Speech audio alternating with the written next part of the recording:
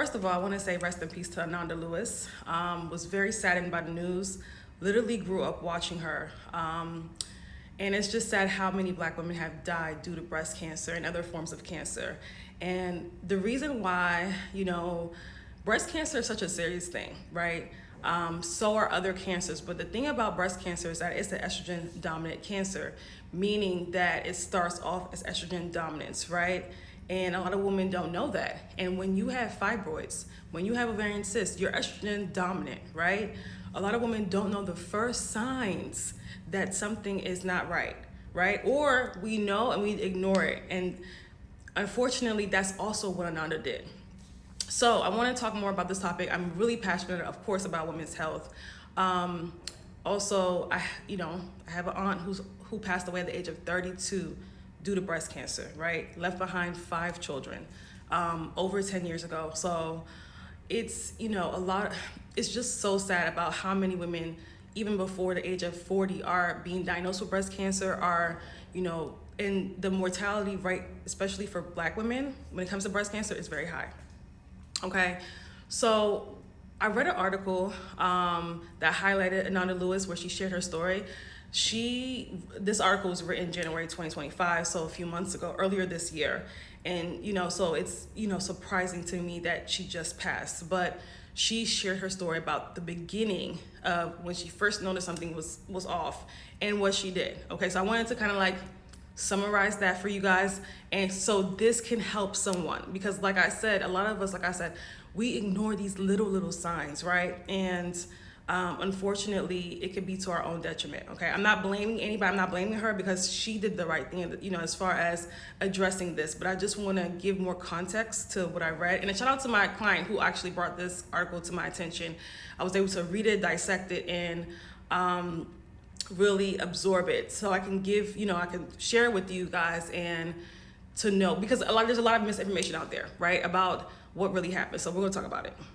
So Ananda noticed that she was dealing with mastitis when she was breastfeeding her son. This was, over 10 years ago, because I think her son is around 11 now. And she would get it in the right breast often, right? And she, didn't think anything of it. Well, a lot of people don't know that these are signs of estrogen dominance, elevated estrogen levels, hormones be out of balance, right?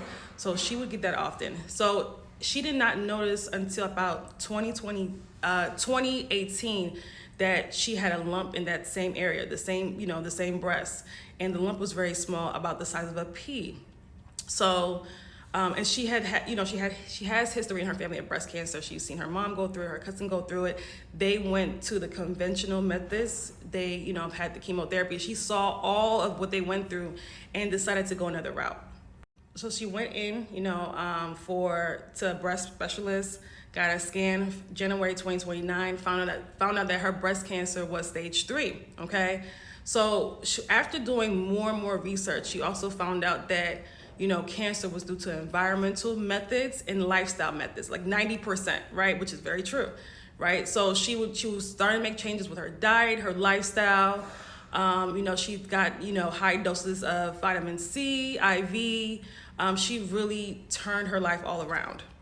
She also stopped drinking alcohol and consuming sugar. And during this time also, she was going through a really bad breakup with her child's father, okay, her son's father. So, there was a lot of stress going on. And, guys know I always say this, that high stressful situations, of course, is associated with, hormonal imbalances, right, with sickness, unfortunately. So not saying that this was the direct cause, but it didn't help.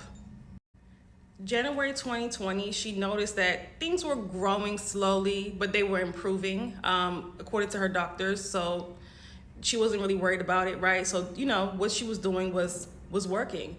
Then COVID happened, right? And that's when everything shut down. She couldn't get her regular treatments until summer, because you guys know COVID started March of 2020.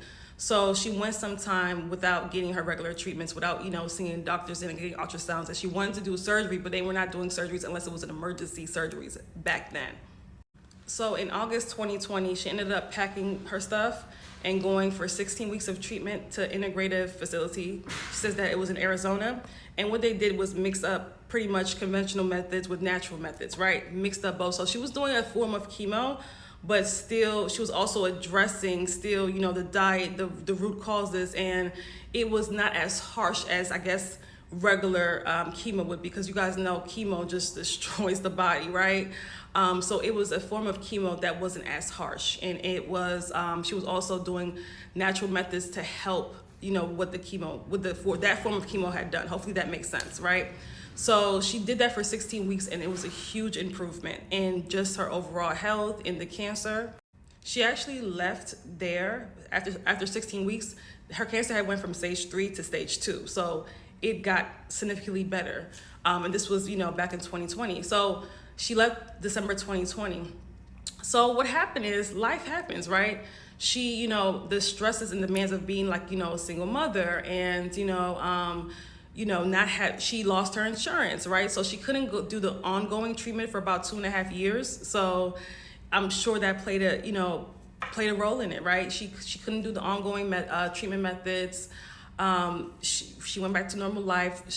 You know, her life was stressful. She was a single mother. So just imagine, right? So she didn't have the luxury of just like taking time off to really heal her body from the inside out, unfortunately. So it's just, you know, it's me knowing what I know. It's hard to kind of dissect this in a way where, because I kind of understand like the flaws of what her treatments and how she approached things. And I don't want to really get too much into it, because I want this to be just a teaching moment for women who have, you know, who have reproductive health issues, who have fibroids, who have hormonal issues, right? These can be the first signs of something more. Not saying that this is gonna be your story, but I want you to know that when your body shows you signs, to listen. Okay, when your body shows you signs, to listen, and then when you start addressing your health, don't stop. Like, make it a continuous thing, right? Because it's all about lifestyle, you embodying that of a healthy person, right? Not going back to who you were beforehand. And I'm not saying that's what Ananda did. I'm not saying that, but I'm just trying to use this as a moment to you know, help you understand that when it comes to health, a lot of us, we put it in the back burner. We got this going on, we got work, we have all of these things going on, and we put our health at the back burner, and it's to our own detriment. And women do this a lot, especially, you know, women of color, right? Do this a lot. And it's like I said, you know, unfortunately, for some people it could be deadly, right? So we have to be very careful. So what does this look like to a woman that has fibroids? Understand that, again, estrogen dominance is estrogen dominance. So if you have fibroids, you're estrogen dominant, right? You have hormonal imbalances, right? Your body's in a compromised state, right? And the same thing for PCOS, the same thing for endometriosis, adenomyosis. Your body's in a compromised state, right? Am I saying that you're going to get cancer? I'm not saying that, but you are more at risk for things like breast cancer, uterine cancer, these estrogen dominant cancer, you know, breast cancer, uterine cancer, ovarian cancer, right? You're more at risk for those forms of cancer than the average person that is healthy, because your body's already in a compromised state, right?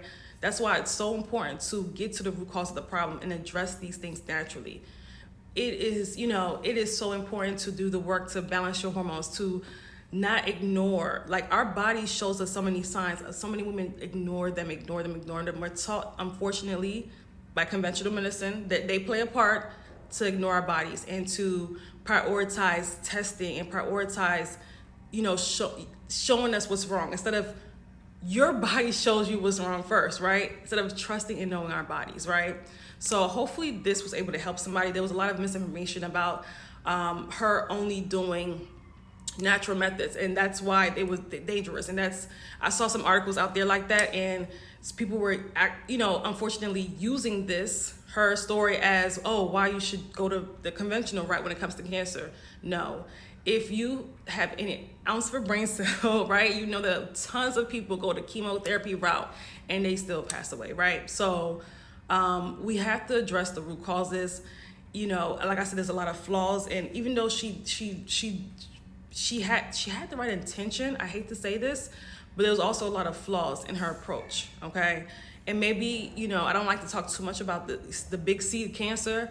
Maybe I could do another video addressing more so about what should be done when this is the case. If you guys want that, let me know. But yeah, that's pretty much it. Hopefully this video can help somebody. Share this with somebody that you know.